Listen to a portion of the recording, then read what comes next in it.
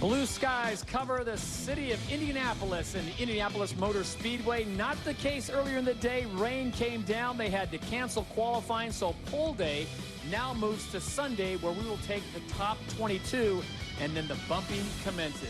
As maintenance continues on the track here, this track has seen so many great memories, and a man who has seen so much of it is Tom Carnegie, the Speedway's public address announcer, and he has called every race since 1946. Tom Carnegie, truly an institution. It was the grand reopening of the Speedway in 1946 when a young sportscaster named Tom Carnegie was asked to handle the public address system. It was the beginning of a very special lifetime journey. Overshaw heard me on the PA and said, "Would you like to join the crew on race day?" And so I did. And we were on top of the old pagoda. The chief announcer was George Oster. He turns the microphone over to me on the very first lap and says, "Here, Tom, you take it." And he must have gone to a picnic because I never saw him again. Waiting now for A.J. Foyt to move on to the track. To me, this was theater. Here's the Tiffany of all racing in the world right here in Indianapolis. Men's lives are on the line. Just to come here on a practice day, or come here on a day when it's closed to the public, and just sit down there and turn one and look up the straightaway. It grabs you right here. And he's on it. This is giant theater, and I'm the master of ceremonies on this stage of speed at the Speedway. And he's on it. All of a sudden, I started saying it that way, and people would mention it. They liked it, you know, so that line wasn't too hard to remember. So I did it again. Away he goes. And you won't believe it, over 236 miles an hour, and it's a new track record. You develop a style over the years, and I guess I developed into a short, quick way to say those things. And he did it again. Yes. Will it be another track record? And the answer, and how? Over 237 miles an hour. Boys, we're going to be ready. Tom ranks the 1982 finish as his favorite Indy 500 moment. It was so dramatic because for the last 10 laps, the brilliant youngster Rick Mears gamed on the wily veteran Gordon Johncock.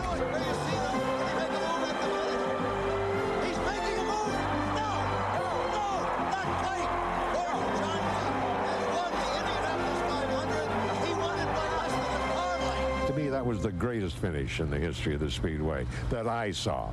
Attention, please. The track is open for qualifications. Tom ever leaves the sport, I don't think there'll ever be a voice to replace him, because I think he sends goosebumps up and down your spines. Just now he's on it. You know, he's just one Tom Carnegie. It's still faster. New one lap and a new 4-lap record. It is a new track record. We've always said it was the greatest race course in the world. Every driver who competes here, to me, is a champion. There are no losers. Tom Carnegie is a part of the Indianapolis 500 tradition. Race fans from around the world know his voice as if it's been at the Brickyard forever. No, I did not interview Ray Rowan in Victory Lane. That's a lousy rumor. Terrible rumor. Ladies and gentlemen, out to get on the phone, Mario Andretti.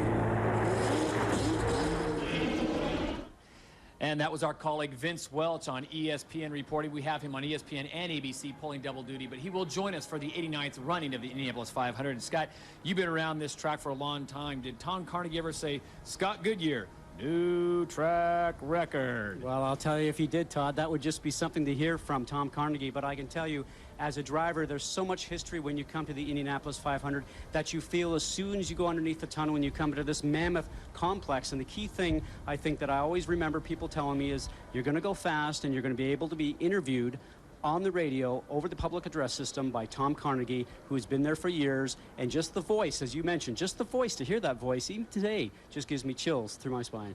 So my imitation didn't do it for you? It just didn't do it for me. I didn't think so. From one legend to another, Tom Carnegie to A.J. Foyt, the first four-time winner, will revisit the 91 Indianapolis 500 when we return to the Brickyard. Stay with us.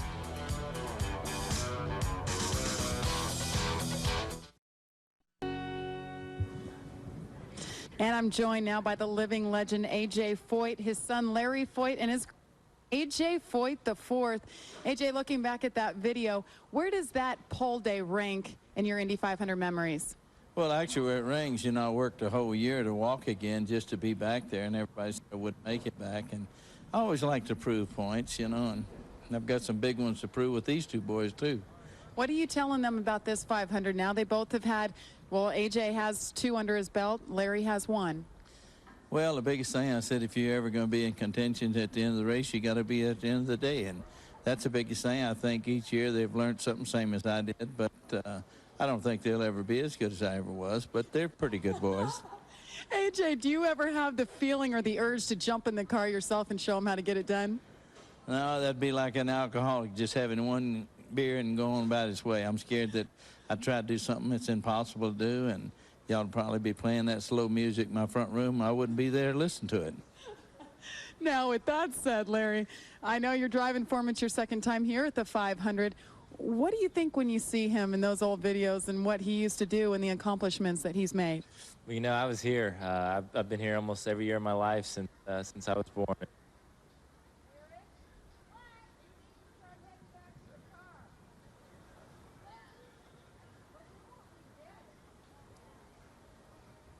You a lot wanting to come here yourself. Having a little microphone issues here. A.J. Foyt, want to get you in here. It's your third 500. What does he tell you? I know he's pretty tough on you. Well, last year wasn't. You said I had 2 years under my belt. I pretty much got 1. So, because last year didn't last very long, but this year we're gonna make up for that, and everything's going pretty smooth. Haven't got out on the track as much as I wanted to so far, but tomorrow we just got to put down a good time and try to get in the top 22, and then worry about race setup. And now you guys have a new sponsor on board. That's great news for the Foyt camp. Yeah, ABC Supply is going to be a big help for us. At first, we started out the season just coming out of AJ's pocket, so that's never a good thing. So just glad to have them involved and hopefully put on a good showing for them. All right, it's great to be in the Foyt camp. Best of luck to all of you. Glad to see you have a new sponsor on board for long. AJ, it's always nice to talk. Well, it's great. Mr. Hendricks, Dick,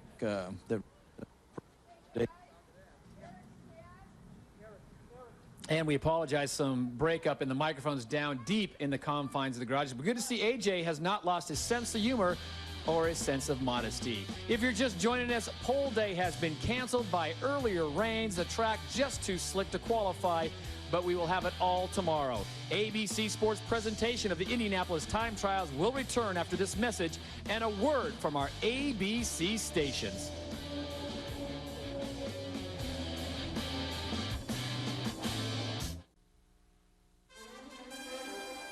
The Indianapolis 500 time trials on ABC Sports, brought to you by Roundup Plus is now improved to knock out tough weeds in 12 hours or less. Home Depot, you can do it, we can help. And Chevy, the winningest name in racing, an American revolution. This Wednesday, Lost is all new. There are only 2 episodes left in the season. Prepare yourself for some of the most exciting episodes yet. Secrets of the Island will be revealed. It's on Wednesday at 8, 7 Central, and it's only on ABC. Well, despite pole day being washed out today, we have had some very dramatic situations take place earlier in the week as we get ready for the 89th running of the Indianapolis 500. This was a situation earlier. Paul Dana, the rookie, goes into the wall on the left side of your screen. That is Sam Hornish Jr. Catches a bit of debris, and Scott, he goes airborne. Anything that actually disturbs the under tray of the car, anytime you break that seal with the racetrack, as we watch Mario Andretti doing the same thing back in 2003, doing some testing here at the Speedway for his son's team. Anytime that you turn around and you break the seal at the bottom of the car just basically takes off just like an airplane. It just goes up and lifts like you are going down a runway and goes up and over. And we saw Sam Hornish do that 360-degree flip. Very fortunate to walk away from the car. Yeah, no question. In snowboarding, they call that a Hawken flip or a quasi backside 3. But as we saw Sam climb out himself, you've been in instances where you've crashed like that, but nothing like getting the car airborne. We saw that last year with Buddy Rice. That is scary. You know, and when I spoke to Sam yesterday, it was interesting. He said, you know, it just comes very quiet when you're upside down like that. You know, and I couldn't imagine it, but just coming down, luckily for him, on the back of the car instead of on the roll bar going into the track itself. And the other side of it, too, is that the car did not go high enough to get caught in the catch fencing, because we've seen that happen before, like, for instance, with Kenny Brack at Texas. That can be a very bad situation. Well, you saw the footage from 2003 and Mario Andretti, a living legend that walked away from that one. Right now, we check in with our colleague Jack Arute, who's standing by with the great Mario Andretti. In 1969, this man won the Indianapolis 500. Little did we know at that time that an Andretti legacy that would really, Mario, come all the way through to 2005 would continue. And yet, you're still the only Andretti that's won the Indianapolis 500. Yeah, well, yeah, that's... we get a reminder now and then, obviously, but, you know, we still have, between Michael and I, we still have had a great time here because we've led a lot of laps between he and I. Well, actually, I think he led more laps than many four-time winners. So from that standpoint, we know that we've been competitive, and that's the important thing, you know, to know that while we were here, we were having fun.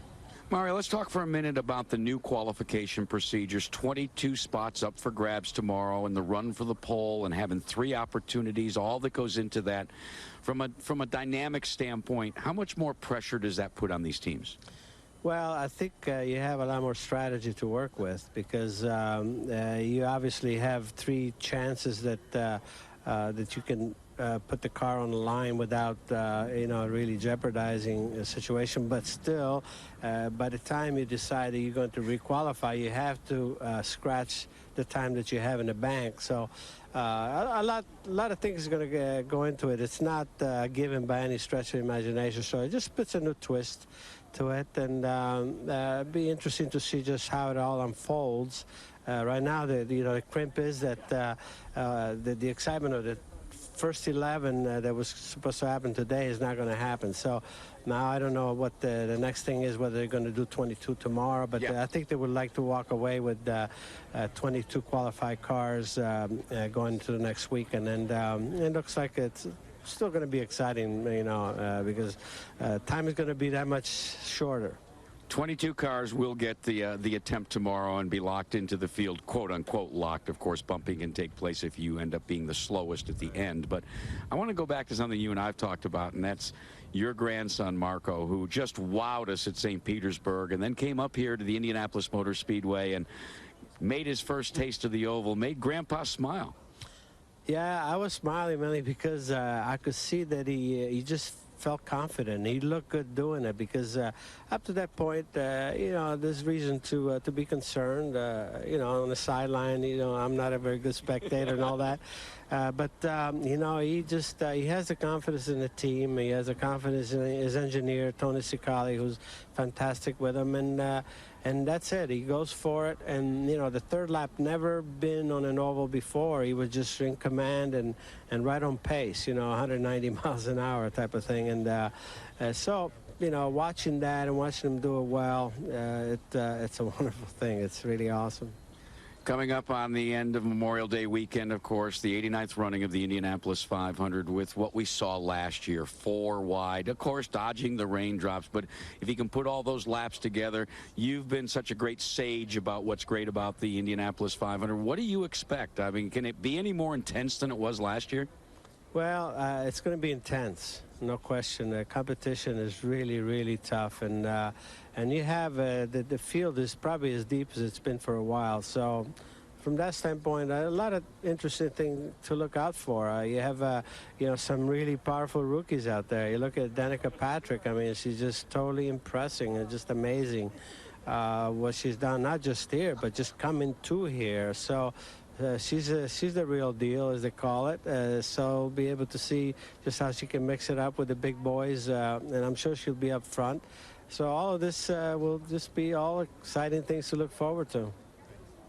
Before yesterday, you had the great title of wing commander. You were the only guy that really went midair, and now Sam Hornish has joined you, but you want to qualify that. Well, his was a lot more lame than mine. His roll was very slow and over. But no, it's good. At least he had the warning of the yellow flags, and he slowed down quite a bit. But he got caught out. You know, these cars, when you dislodge them, you know, they'll pick up air underneath and they'll fly. So, but it was good in the sense that it was nice and lazy over. So he came away not even with a headache. So now Mario Andretti wants everybody to know, guys, that he still gets the record for height, distance, and style. Thank you very much, Jack. Mario Andretti's name is synonymous with speed. 29 Indy 500 starts, 1 win back in 1969. When we return to the Brickyard, more of the rained-out pole day, and we'll talk with Buddy Lazier when we return. Welcome back to a rain-canceled Indianapolis 500 time trials day. Rain early in the day. Sun has come out. The track not quite dry enough to unleash the hounds at more than 225 miles an hour. Well, back in 1996, the early race pace would be set by rookie Tony Stewart, who led the opening 44 laps. But the real story of the race turned out to be veteran driver Buddy Lazier. Here's Dr. Jerry Punch and Paul Page with a call for ABC Sports.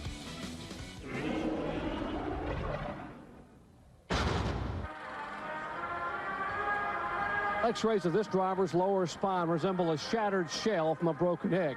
Buddy Lazier, 16 fractures, 25 bone fragments. How painful is that? And can you possibly endure 500 miles? Yeah, we have a seat that was specially made by Dr. Brock Walker, and I worked very closely with the Stedman Hawkins Clinic, Dr. Sterrett.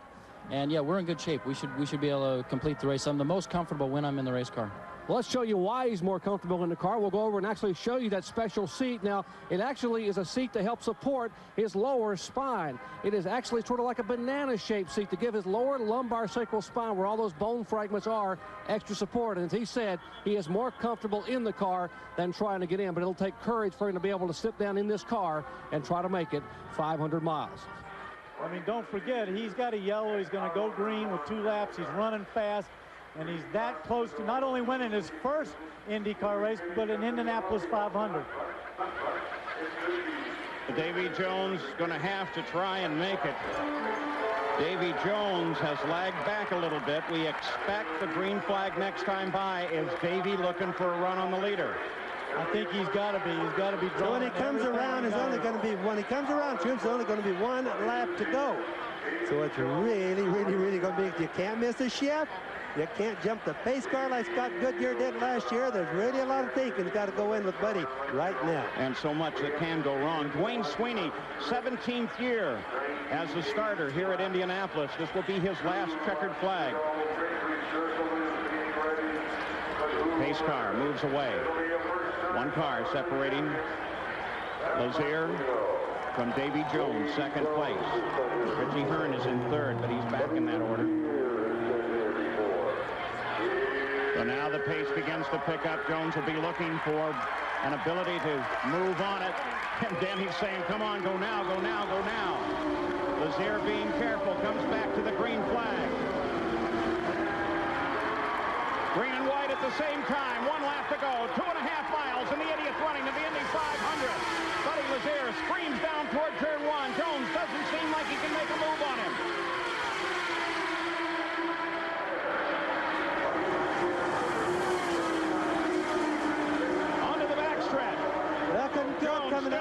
Jones still looking for a chance to move. He's trying to get around Bourdais.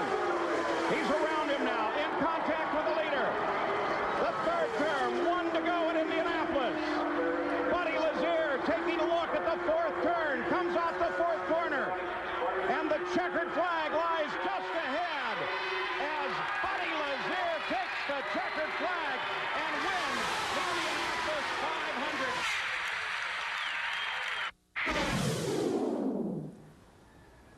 Somewhat of a bittersweet piece of video for you. I know you weren't at the race because you suffered a broken back. You weren't able to race that race. You know, I certainly had the same problem that Buddy had, you know, but I mean, you think about what he did. He got back in the car and actually completed 500 miles. And I think that's why now everybody in this paddock is worried about Buddy Lazier coming here with the Panther team and with the Chevrolet. They know he's a contender. He hasn't been in the car in almost 2 years, but he comes here, he starts running in the top 10. They know he's going to be a factor, especially on race day.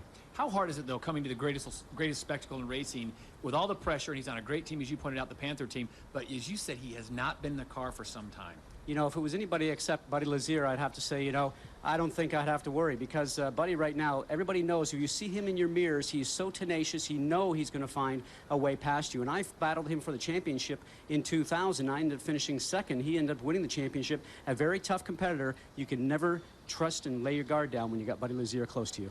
Well, earlier in the day, our Jack Arute caught up with the 1996 winner. Here's Jack Arute with Buddy Lazier. Looking for a sleeper, not only for the pole, but also for the Indy 500 championship. It may be this guy right here, Buddy Lazier. You've been to victory lane in the 500 before, but you got a pretty good horse to ride.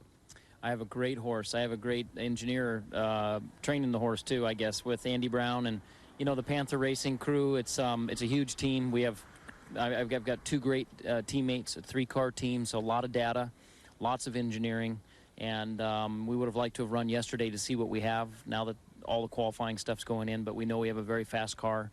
I don't know if we have a front row car or better, but it's going to depend on conditions. I think we have a shot tomorrow, and we definitely have a shot on race day. We captured so many people's imaginations with your great win with a broken back and everything going back to the 90s when you became an Indy 500 champion. Now that you're physically able, now that you're 100%, how badly do you want to get back to victory lane? Oh, big time, big time. You know, it's not the victories that I reflect on. It's the 2 second places that haunt me, you know. I think 98 and 2000 runner-up, that's the hard part because they're so close when you're so close. And so that's what haunts you. But the victories are something to look back on maybe, you know, 10 years down the road when I'm finished driving. But right now, this is the best chance I've had in probably over 5 or 6 years. I mean, this is a really good team, really good car. I'm looking forward to it. When a driver knows that it's his best chance that he's had in a few years, does he take more chances? Well, you don't have to because the car's so good. I mean, it just goes. And the engineer is so good. I had to, you know, calibrate myself to him in a hurry because he can see so many things on the race car. I mean, I can't say enough about this team and my race day engineer. The guy's just really good. Thanks, buddy. All right, thank you, Jack. This will be Buddy's 13th Indy 500 start. 1 win, 5 top 5 finishes. And there you see the row makers and the folks from Ohio. They are not wasting any opportunity to cheer, even if it is the tour bus coming across the finish line.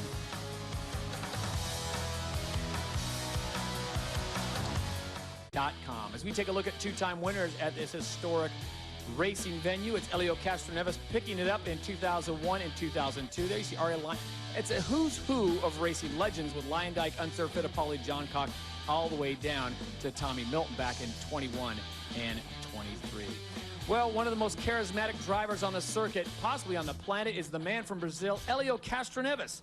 We'll introduce you to him, but we'll do it in Helio's own words. We can win with. I'm Helio Castroneves. Back-to-back wins at Indy. I'm the only driver to do that in the past 30 years. I was born in Brazil, but Miami is now my home.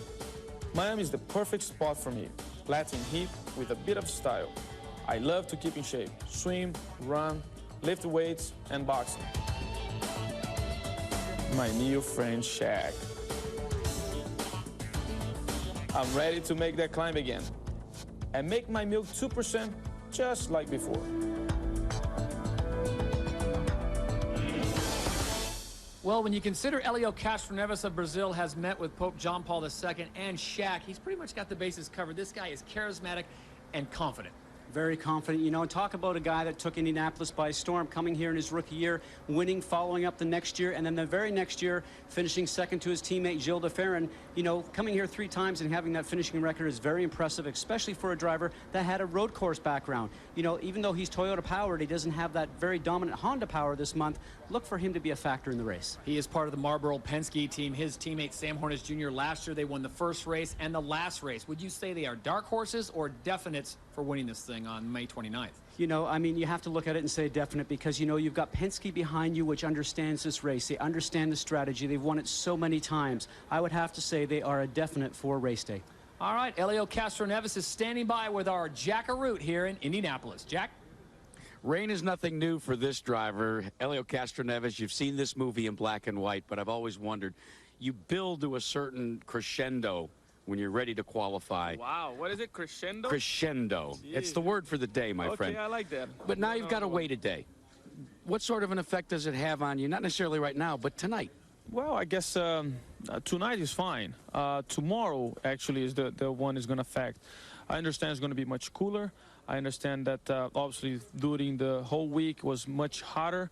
So it's a totally new day for not only for me, but for everyone. So I guess it's going to be one of those days. Remember 2003 that suddenly there was a 40-mile gust winds and people were very kind of concerned. And hopefully tomorrow won't be like that. But it's definitely going to play a lot in a lot of people's setups. The new changes in qualifying, though, now instead of 11 spots being up for grabs tomorrow, 22 spots. Looking at some bumping, the intensity, and I know one thing about Team Penske, they always run down every possible scenario. The good news is, obviously this year, unfortunately today we couldn't play the new format. Tomorrow we're going to go back to the same 22, but the only one thing different, you still can attempt. I mean, if you go out and you're not satisfied with your result, you can go back and try, make a change and go back.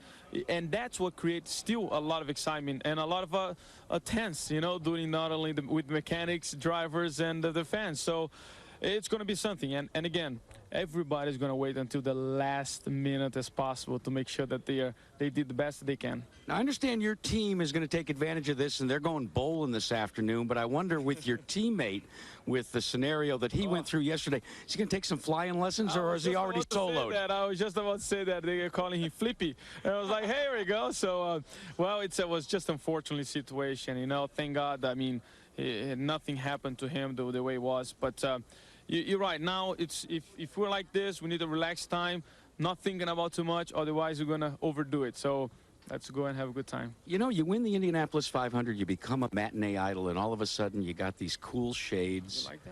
You're suave, you're debonair. I mean, you know, what's happened to you? You're this modern guy now. You know, but I'm still the same person, having a great time, and I guess that's the secret. All right, thank you very much, Jack, and thank you for your time. Elio, you know, Roger Penske has won 3 of the last 4 Indy 500s. Elio Castroneves, of course, winning 2, and our former colleague Gilles de Ferran picking up a victory. They are the men in red. Team Target Ganassi, Darren Manning, Scott Dixon, and the rookie Ryan Briscoe. Darren Manning is a character to say the least, and he will give you his perspective on life and racing, and he does it in his own words.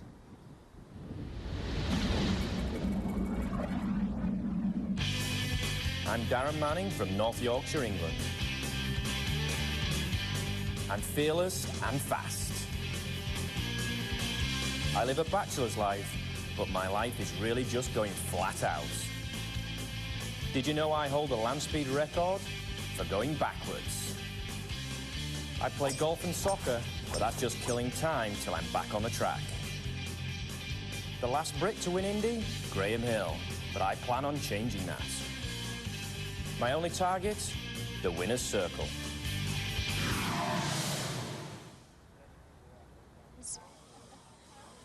I think I am. And it's kind of casual, a lot of fans hanging out, getting autographs. So first of all, we're going to start off with Darren Manning. Big crash earlier in the week, but you're always fun to talk to, so I can bring that up, can't I? What, the crash? Yeah. Thanks. No, that's all I'm going to say about it. How you feeling? I'm sulking now. Don't be sad, Darren, but you look all right. Yeah, no, I'm pretty cool. The bells are still ringing in my head, that's about it, but they're always ringing. And I've got a little bit of a sore back, so I need a massage. So what's up with turn 2? We've heard a lot of talk about it. We've seen 3 cars go out there pretty hard. The gust of wind, Buddy was saying he thinks he had a big gust of wind in the back, and I think I had one on the front when I had a head-on wind through there. So just making it really tough, which it wasn't last year.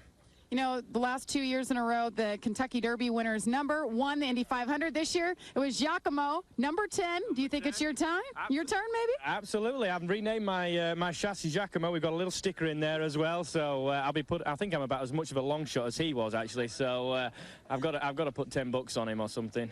Well, we wish you the best of luck. I'll move over here real quick to the rookie, Ryan Briscoe, his first year at the Indy 500. And Ryan, how are you taking to this whole experience? I know it's unlike anything you've ever done before. Yeah, for sure. I mean, it's quite amazing. I mean, we're still 2 weeks from the race, and you can really feel the buzz here, all the fans out here, and it's just great to be a whole part of it. And you're working with a legend, Arie Luyendyk, Sr., two-time Indy 500 champion. How's that working? It's great. I mean, he's such a nice guy and laid back and relaxed, but he's got so much good advice for me, and he's been there all the time, following all my practice sessions, and from day one, you know, he's just been there giving advice, and everything he says has been absolutely spot on, so it's been good to be associated with him. All right, Ryan Briscoe, number 33, one of many rookies out here, one of the favorites, actually, to win Rookie of the Year. And we have Scott Dixon, 2003 IndyCar Series champion. And Scott, you're the veteran here at the Indy 500. You've been here 3 years out of your teammates, I should say. What do you think that your chances are? It's hard to know. I think, you know, we always, you know, hopefully I think the car should be, you know, a little quicker, I think, in the race. And we're always very consistent over the long stints. Especially that, you know, what they have here on a long day with 500 miles. So I don't know, hopefully we should be pretty good. You know, we think that we can win it, and that's what we're here for. You know, we don't come here to be second, so we're putting a lot of emphasis on taking the checkered flag. We hear a lot of people here at Indy calling you the Iceman. Do you like that, and why in the world are we calling you that? I think I'm just quiet and shy. Everybody takes me for arrogant, but I'm just quiet, so I don't know. It's better than some other nicknames I've had, I'm sure. So good luck out there, and once this thing starts rolling, how do you think you'll do? I know you've been messing with different chassis. Yeah, it's been a strange week, you know, especially the previous years. It's been a lot of emphasis on getting, you know, back and forth on the cars with the Dallara and the G-Force, and, you know, we've gone back to the G-Force just because we're more confident. We've spent a lot more time on it. So I think, you know, we're looking pretty good, and you know, we were hoping to be in the top 11 if it was going to be today, and, you know, at least tomorrow it's going to be top 22, so we should be in pretty solid. All right, look for this three-car team to be a force to be reckoned with. It's the first time they've been a three-car team. Look for the number 9, 10, and 33. Guys? And, of course, Jamie, their boss, Chip Ganassi, drove in 5 Indy 500s. His best finish, 11th, back in 1982. We'll return with much more of the Indy 500 postponed pole day when we come back to Indianapolis after this. Welcome back to the Indianapolis Motor Speedway. Today was supposed to be pole day, but unfortunately the weather rolled in and it will be postponed until tomorrow. So you're getting all the access, all the interviews here with all the drivers hanging out in the garages. Right now I'm joined by Champ Car World Series champion Sebastian Bourdais, who's been winning pretty much everything, the IROC races. You won the, gosh, what else? You won the Long Beach Grand Prix this year. Now you're here. You're going to attempt the 500 for the first time. What brought you here finally? Well, for you, you've been busier than me today. So, well, today I just was hanging out in the garage, actually, booking my itinerary for the next 2 months. But yeah, not very much to do. Just still very happy to be there. You know, driving the Centrix car and having a good time. We worked really hard this week to try and make it good for the race. But we didn't really focus on the qualifying setup. Just a great race, and happy to be part of it. You've proven to be such a force to be reckoned with, and you're an amazing race car driver. What brought you to the 500 finally for the first time? Well, you know, I think, as I said many times, it's a classic amongst the classics, and you know, it's a legendary race, and no different than the others. You want to clinch this one. So we, as I said, we've been working hard, and we will keep working until it pays off. Now, Sebastian, you guys, you and your teammate Bruno Junqueira have to qualify for this race tomorrow because you have a race next weekend. How is that weighing on your shoulders right now? It's actually a bit easier right now because we're going to have an attempt tomorrow, and they're going to take the 22 you know, first guys. So it's somehow it reduces the pressure, because it would have been a bit probably tougher to put it in the top 11 that is going to be for the top 22. So we're just probably going to end up only doing one attempt and see where we sit. All right, Sebastian Bourdais, we will be back with more from the Indianapolis Motor Speedway after these messages. Stay with us.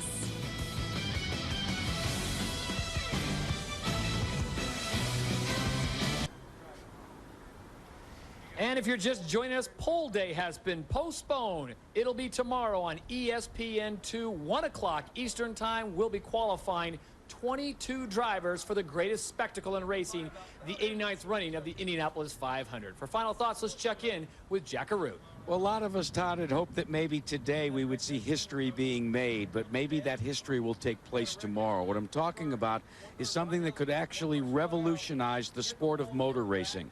We're talking about the possibility of a woman sitting on the pole for the greatest spectacle in racing. There have been women that have competed at the Indianapolis 500, but far few of them have ever, and none of them have ever been on the pole. For Danica Patrick, she said it at best. She's not going to be able to sleep like she did last night. She's not going to be able to sleep tonight either.